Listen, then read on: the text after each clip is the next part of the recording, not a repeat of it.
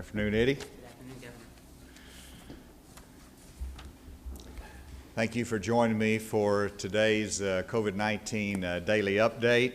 I first want to recognize a letter that I received from someone from Springdale, Arkansas that says, "Sir, I know that you have extended the deadline for state taxes, but with all you've been doing for the people of Arkansas, I feel like I need to pay my taxes now." And so I just want to express appreciation for someone who paid it early just to help the state of Arkansas out. I thought that was a nice letter. And I want to discuss, before I go to cases, just our economy for a second. After Monday, all retail stores in Arkansas are open for business except one caveat, which are bars, and we will make an announcement in regard to those on Monday. But except for the bars, all retail stores in Arkansas are open for business.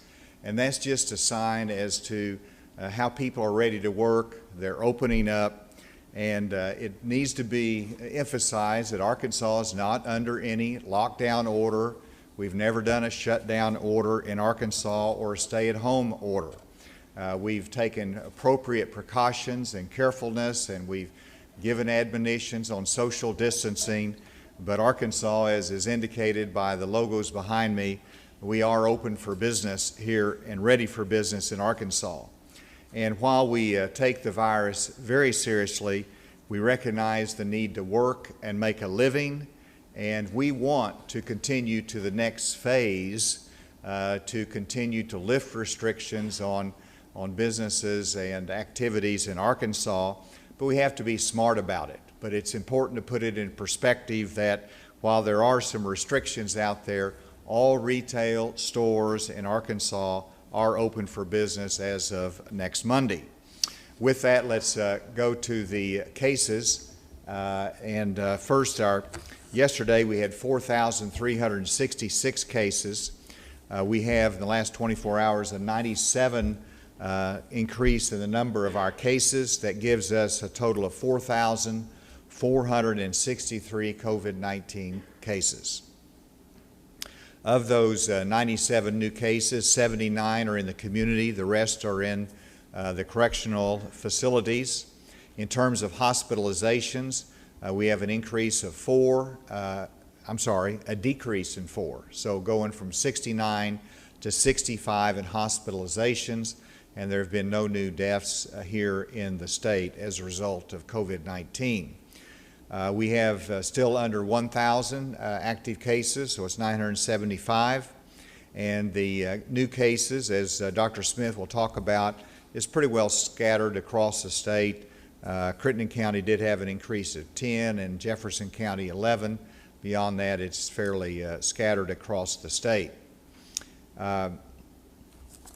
If we go to the other slide, this is the 7-day rolling average, which I like to see that flattening out again on the orange line. If you go to the next day, the next slide, this is the hospitalized. As I mentioned, we've had a decrease of 4, and so this is the trend that we like to see in Arkansas in hospitalization, which Dr. Smith and I have always said that it's hard to dispute hospitalization figures. If you're sick, if you're hurting, you go to the hospitals, and that measures it appropriately, and that puts us in a good position. The next slide, we've talked about testing, and we know that we've set a goal of 60,000 tests this month.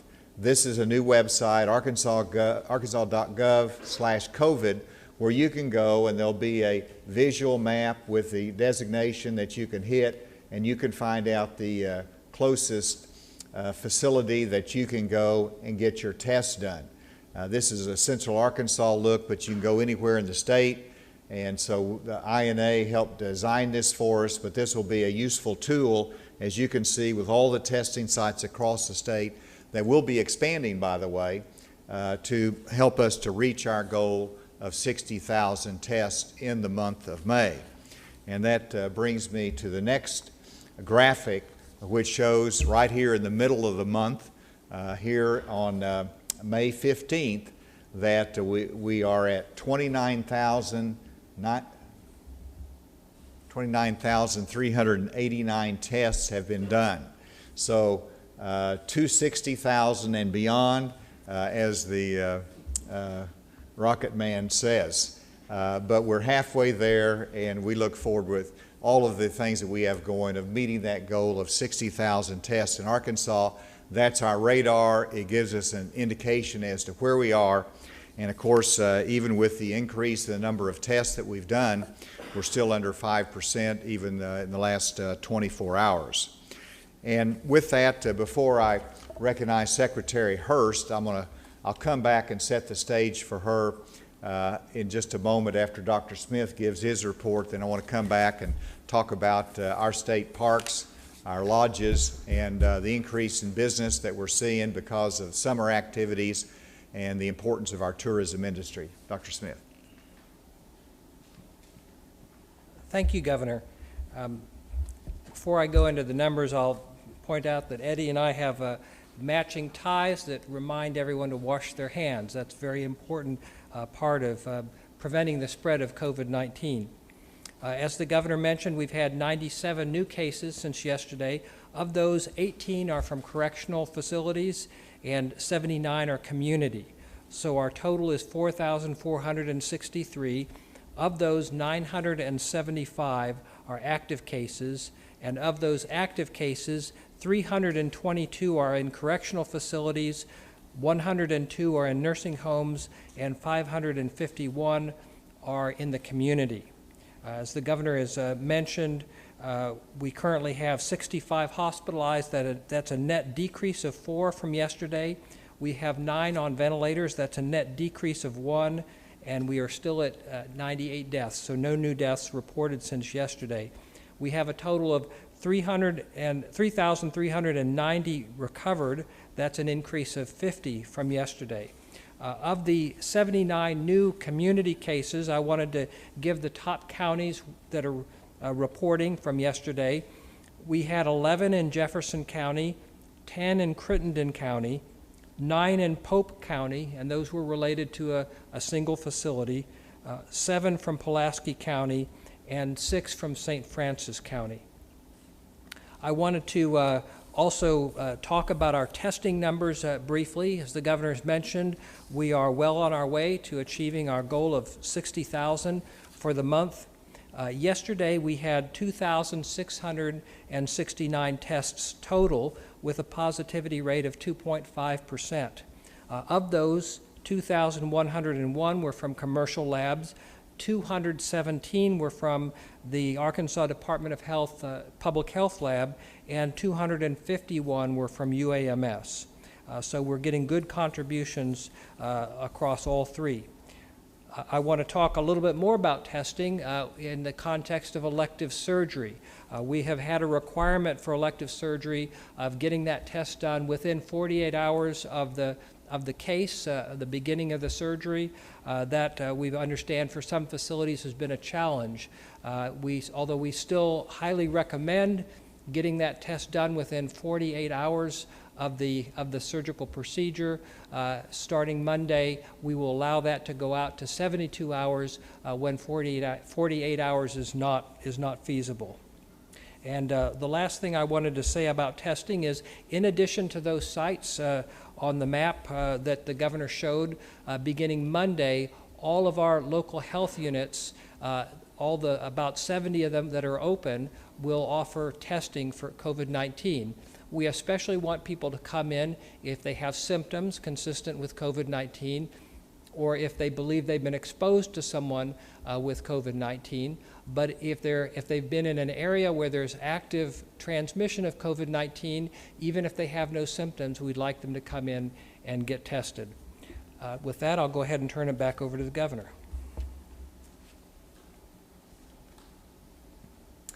Today is the first day that our lodges and our state parks and our cabins are available for usage again.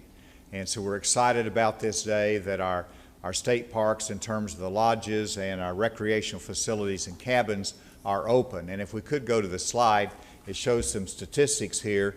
These are the occupancy percentages on some of our state parks. Devil's Den State Park, 67.85% occupancy. Crowley's Ridge State Park, 58. Lake Chico State Park, 51. Lake Catherine State Park, 43. And Morro Bay State Park, 41%. And so these are just a couple of examples of the volume of business and the interest of people in utilizing our great state parks. If you go to the next slide, it shows that our state park lodging reservations, 71% of those are from 71% are from Arkansas, and we have 29% from other state residents or from out of state. And so we're back in business. Our state parks are being utilized. We're encouraged by the reservations that are being made that are not that far down from 2019.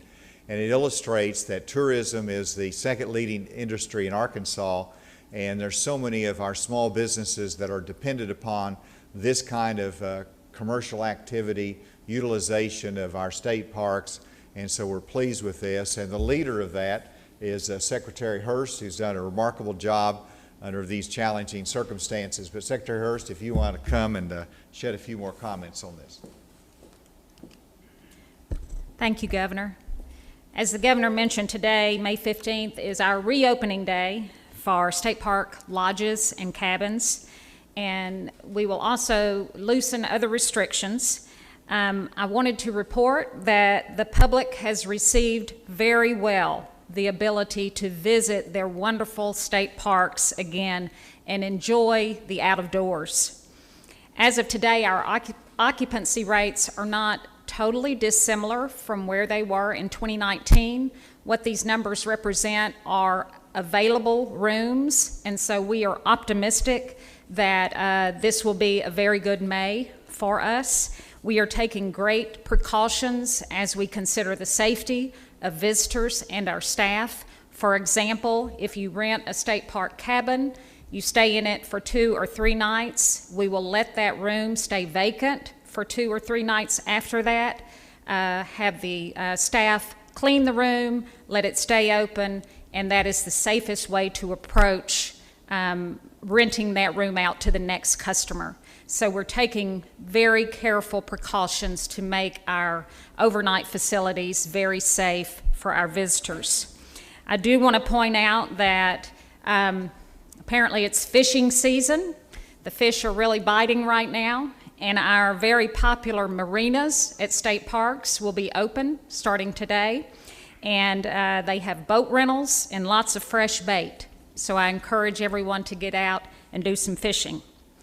I'm also very happy to announce that today we will reopen the East and West Summit Trails at Pinnacle Mountain State Park.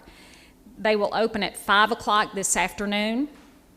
Included will be the Highway 300 day use area, and that includes the Base Trail, the Kingfisher Trail, and a portion of the Washita Trail. Everyone should know that parking will be limited to the designated parking lots within the state park, and our uniformed officers will be enforcing a safe physical distance for our guests. But we do look forward to welcoming the public back to Pinnacle Mountain State Park. Also, the Ozark Folk Center, another popular park, the Craft Village, will be open on Tuesday, May 19th. We've run all of those protocols through the Dr. Nate Smith and his team at the Department of Health, and we are going to safely reopen the Craft Village on Tuesday, May 19th.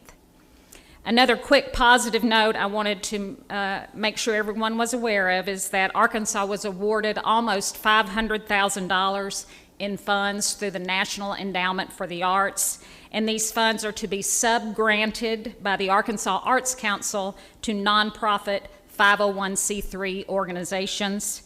The grants will range from $1,000 up to $15,000, and they can be used for a variety of uses, including staff salary support, fees for artists, facilities cost, and even adapting programs to address the new protocols. So unlike most Arkansas Arts Council grants. Those grants do not require a cash match. The online application will be open Monday, May 18th, and the deadline will be the 29th. So for more information, I encourage you to go to the Arkansas Arts Council website. Thank you. Thank you, Governor. Stacey, do we need legislative approval for that? It's on the agenda. We've got the money. We just have to get appropriation. Yeah, and that is, I will say, subject to legislative approval, and so that will not be out until we have the appropriate appropriations for that and we have the right legislative approval. With that, we're happy to take questions. In the beginning, when you talked about retail stores being open, the retail stores were never closed, were they? I mean, that's correct. Well, I mean, restaurants to dine-in service had been closed for some time. You had barber shops, which I would consider a retail shop, and so there were some. But part of what I'm saying today is everybody sees the national media and you see what's happening in other states about pressure to open up. I just want to emphasize that we are open for business in Arkansas. And sometimes people will walk by a store and say, well, it's not closed. And I think, well, the governor or Dr. Smith, closed this store down. Well, they haven't reopened, or they haven't opened just because they don't see the consumer demand yet. That's an individual decision of that particular business. And so I'm just reminding people that we didn't shut down. We are open for business, and even the ones that we had restrictions on, they are open for business. Everything in Arkansas effective Monday, except for that one item that we hope to announce some decision on Monday in terms of bars. basically every type of business is allowed to be open starting on Monday. Starting on Monday, there's no business that's not allowed to be open, except for the retail. Retail businesses. We're still having to address camps, and those are businesses in some instances, but so I focused on the retail is all open Monday with that one exception. Yes, listen. I have a couple of testing questions, and one is about the active transmission that you mentioned about you could get a test if there was active transmission in the community. What defines active transmission? And my other question is about the Abbott Labs machines that the FDA put a warning out about. Dr. Smith.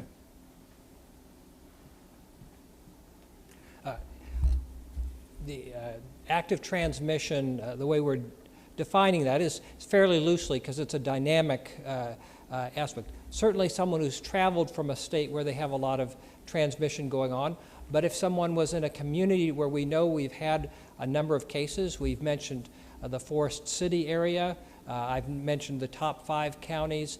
If there seems to be a number of positive cases being reported in a community, then we want people to come out and get tested in those areas. We're leaving. Jefferson County has 11. That would be Yes, Jefferson County would be now. That could change. I mean, next week or next month, Jefferson County may not have any cases, in which case it would not be so important for people to come unless they had symptoms or a known exposure. But we're leaving that as a fairly loose definition because we want to capture all those who might be at risk. And then you had a second question. Abbott Labs ID test. Yes. And those machines we're using, and what's the criteria? The Abbott ID Now is a point-of-care instrument that you can actually take a swab, put it in the machine, and get a result in 15 minutes. It's a PCR test, and the advantage of it is that it gets results very quickly. The disadvantage, as it's turning out, is that there's a risk of false negative. It can miss cases, particularly early in infection. And we received 15 of those devices from Health and Human Services, and we've put them out in different parts of the state so that those facilities would have an on-site ability to do testing. That's been limited by the availability of the cartridges, and it's still a good test, but it has to be done in the right way on the right individuals. The test results are most likely to be positive if the person's infected. If the swab is collected at the point of care and put directly on the machine rather than being put in transport media and sent off someplace, because that dilutes the sample. And the other issue is screening people who have no symptoms. They have a lower amount of virus oftentimes, and they'll be less likely to get a positive result. So using it for those who already have symptoms that are suspicious of COVID-19 to confirm the diagnosis with a dry swab at the point of care, those are the situations in which the instrument performs at the highest level. Doing screening of people who have no symptoms, more likely to get a false negative result. Nursing homes or? Generally, we would not advise, based on what we know now about the Abbott ID Now instrument, we would not recommend using it for screening individuals who don't have symptoms. It would be best used as a point-of-care device for people who have symptoms that are consistent with COVID-19. Nursing homes? Well, if it's a nursing home resident who had symptoms, yes. Hey, a couple things. What was the Polk County facility that had some cases pop up in it? This is a substance rehab facility. I don't have the name of that. Are we starting to see any recoveries in the corrections institutes? Yes, actually, most of those in the Cummins unit have recovered. Numbers on that? I don't have those numbers with me today, but we can get those to you. Yes, ma'am. Are overnight visitors at State Park Lodging going to be screened before they enter? You're talking about screening? Mm-hmm. You want to address that? Yes, we will be screening and following the protocols as advised by the Department of Health. We'll also, if someone wants to travel from a hot spot from New York, those states, or New Orleans, Connecticut, New Jersey, I believe, are the 4 areas, they'll be required to quarantine for 14 days. So we are following all of the proper procedures. Is there anyone remotely that has a question? Remotely? Yes, Governor, this is Andrew with AP. Wanted to follow up on your comments yesterday about concern that you saw in those 2 days prior in terms of cases and not being ready for phase 2. Wanted to see going forward, would there be a point where the numbers would be concerning enough for you to revisit the reopenings that Arkansas has done, and if so, what would that benchmark have to be? And also separately, want to see if the states received a plan or a proposal yet for Temple Live for their concert, whether or not they've gotten approval for it. All right. First, in reference to where we are in terms of the phases, as you know, the White House Coronavirus Task Force has given great flexibility to the states, but we do pay attention to those guidelines, as guidelines, recognizing we've got to interpret in a way that makes sense for Arkansas. In the trajectory that we are going now and what I see in the future, I do not see any reasonable potential that we're going to go back on phase 1. We're not going to go back and start redoing and closing down things and putting in restrictions that we've already lifted. So I expect to stay in phase 1 until we're able to have confidence in our trajectory and that we're not going to have a resurgence that we can go into phase 2. Obviously, you can envision some theoretical opportunity in the future that, there's an outbreak that is all over the state that you've got to retrench and do something different and tighten it up more. But with the information I have, the trajectory that we're going, with the confidence level that we have, I don't expect anything like that to happen. I expect us to stay in phase 1 and not retreating from where we are right now. We want to continue to open up, but we want to do it safely, and I think the guideposts that we're looking at would be both the hospitalizations, the positivity rate, our ability to test and respond effectively to any new cases. There's another question remotely. Yes, Governor. This is Juliana Clifton over at Channel 5 in the River Valley, Northwest Arkansas. This is also just a piggyback question off the one that was just asked, but our neighbors over in Oklahoma did just open up phase 2 today. Their cases seem to have been much higher than ours over here in Arkansas. Do you want to comment on, why it might be okay for them to enter that phase and not Arkansas? And then also, have you considered maybe doing a regional approach of opening? Well, we do work regionally, and I have a lot of conversations with the other governors, but everyone is in such a different circumstance in terms of their cases. As you pointed out, in Oklahoma, I believe they have over 250 deaths. And the last time I checked, we haven't had 100 yet. And so we're in different circumstances, but they have flattened it there in Oklahoma. So I just don't think you can make those comparisons very well. And I know that Governor Stitt is looking at his statistics, making the decisions and what they need to do as we are. And you can look at Texas and Louisiana and Tennessee and Mississippi, Missouri, all around. Everybody's going a different way based upon their own statistics. And I did forget, Andrew, you did ask me about the concert in Fort Smith, and they have submitted a plan for it. Have you acted upon that? That has been approved. Is that right? They made some modifications that allowed us to approve. All right. So Dr. Smith indicated that they have made some modifications that will allow us to approve that for them to go forward. Thank you. All right. Is there another question remotely? Yes, this is Jessica, always from Channel 5 in Memphis. Thank you so much for taking my question. I have two. I understand that the state is going to ramp up testing. However, the testing rate per 100,000 people is one of the lowest in the country. It's definitely the lowest in the Mid-South, far behind Tennessee and Mississippi.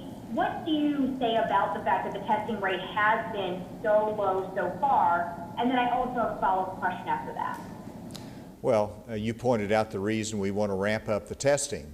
As to why it has been low in the past, it's the availability of equipment and supplies and capability. And we have been able to do the testing that's sufficient for our healthcare workers, the top priority, as well as those that are symptomatic. I think it's given us a good sense as to where we've been in Arkansas, but we want to, as we have the capacity to ramp up, we set this goal. That's a very ambitious goal for this month, and I think that it will prove fruitful. We'll be able to make that goal. What's the second part of the question? So why has it been more difficult for Arkansas to get testing than it has been for Mississippi and Tennessee, which are both, again, per 100,000 people, far beyond Arkansas? Well, and the simple answer is that they were hotspots, and the resources went to hotspots. And so Mississippi had very serious outbreaks. They were able to get those testing capabilities. Tennessee, you can see the level of cases that they've had, the hospitalizations, and so they were a higher priority in terms of testing resources. If you look at Oklahoma, I don't believe they have tested more than we have, or Texas, and so that's part of the equation. I'm sure there's some others in some states that had a higher level of testing. They had in-house labs and a greater lab capability within the state. Dr. Smith, did you have anything to add to that? During the first part of this outbreak, this pandemic, CDC guidelines were really to test initially only symptomatic individuals over the age of 65, and then opened it up to symptomatic individuals. The focus was on symptomatic individuals because they did want to use our limited testing capability as a nation in those areas where we had the most cases. We had fewer individuals with symptoms at that time. If we were still only testing those who had symptoms, Arkansas would still be at a low level of testing. Since we've been able to open that up to those with exposures or those living in areas where we know there's COVID-19 transmission. You've seen that we've been able to increase our testing per day. Last month we were maybe about 1,000 a day. Yesterday we were at 2,500. Crittenden right now, it has one of the highest cases per 100,000 people. So would you consider that a hot spot? And why do you think Crittenden is seeing a higher incidence of COVID-19? Crittenden County? Yes, sir. Crittenden County is right across the river from Memphis, which is a hotter spot. I've learned not to use that term hot spot around you guys because it's very open to interpretation. I made the reference to a hot spot with regard to Texarkana just because they had a higher increase of percentage of cases one day, and there were only 36 cases in the whole county at that time. So West Memphis does have one of the higher case numbers compared to all counties, but it's certainly not one of our top counties even in the state. So again, you can define a hot spot any way you want to, but I'm not using that term anymore. So don't quote me as talking about a hot spot. They do have more cases than perhaps some other rural counties in East Arkansas, but they have considerably fewer cases than Memphis across the river.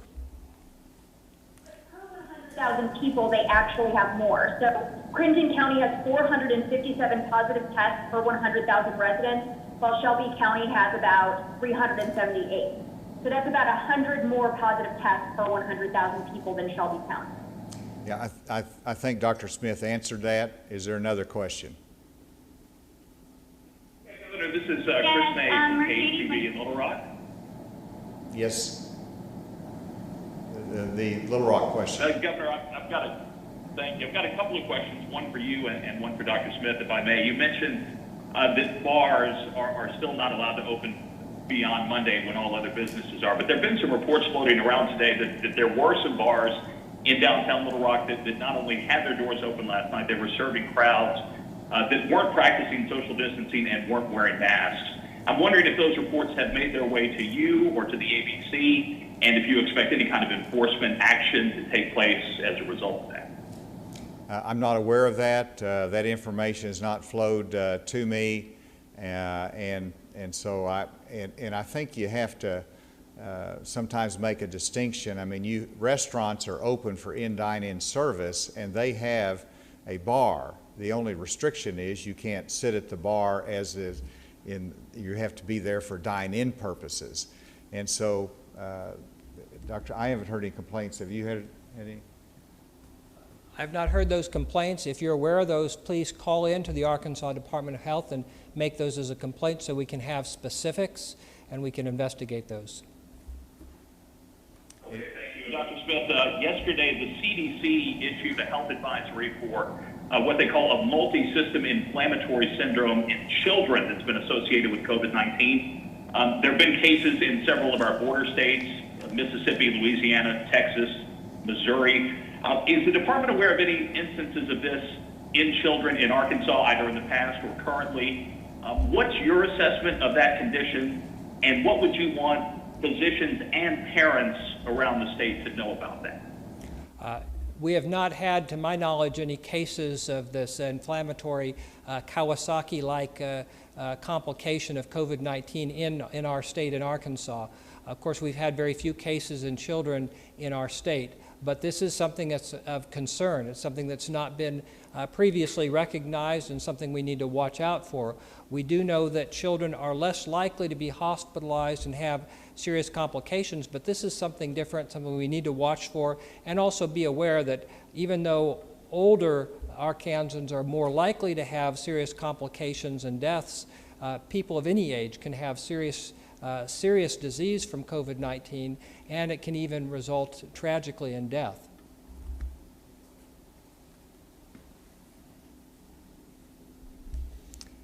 Any other questions? We got Andy. I guess this might Yes, Mercedes McKay with Channel 11. This Sorry, a question for Dr. Smith then.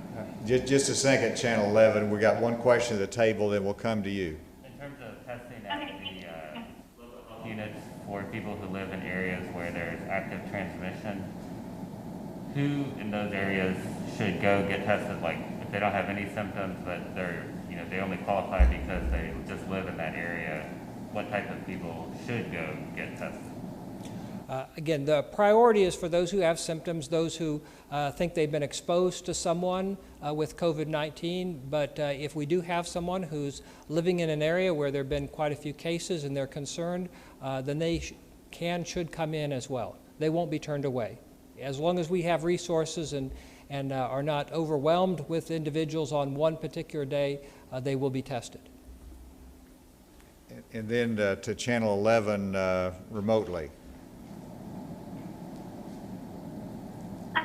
Yeah, so with testing being ramped up and the goal of 60,000 by the end of May, how quickly are those results coming in? So when y'all talk about the positive tests every day, are those from the day before? Are y'all getting results back daily, by the hour, or does it take several days? Well, in terms of the commercial labs, there's always been 24, 48 hours lag time in us getting the results in. They first go to the doctor and then they will come to the health department. And so there's a lag time with the commercial labs. That's been decreasing, and some of it depends upon which lab that you go to. In terms of the Department of Health and UAMS, those statistics come in very, very quickly.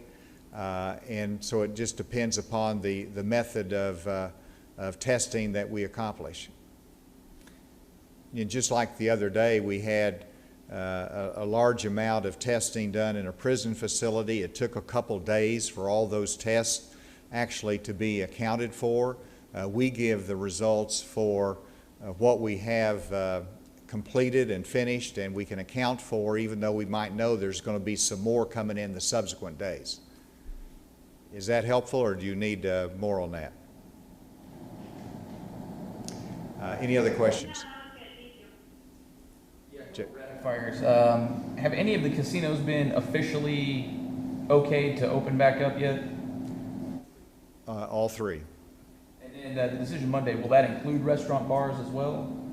Or is that going to be just sort of... No, it would include restaurant bars. So there's some restaurants like right now would be doing in-service dining, but they have their bar that's empty, so it would include anyone that had a bar in their facility. And then final thing, southern Arkansas seems to be pretty clear for the most part. I mean, this is more for you, Dr. Smith. I guess what's been working down there, considering North Louisiana has been a little high? In the northern part of Louisiana, we know there are quite a few cases in Shreveport, but most of the border counties have not been that different. When we've looked at those, we've not seen a big difference between southern Arkansas and northern Louisiana. Final question. So yesterday, Dr. Bright testified before the House of Representatives on PPE coming from overseas, and his concerns that some of it showed to be only 30% as effective as U.S.-made PPE. So I was wondering, we seem to have enough. Have we had to return any? Has any of it been, have we been directed by the FDA to say, this turns out not to be any good, don't use it, or? I would have to look into that question more. I'd have to talk to all the procurement people to be 100% correct on that, and we can try to get back with you on that. All right, with that, just let you know that we don't anticipate having anything over the weekend. If that changes, we will let you know.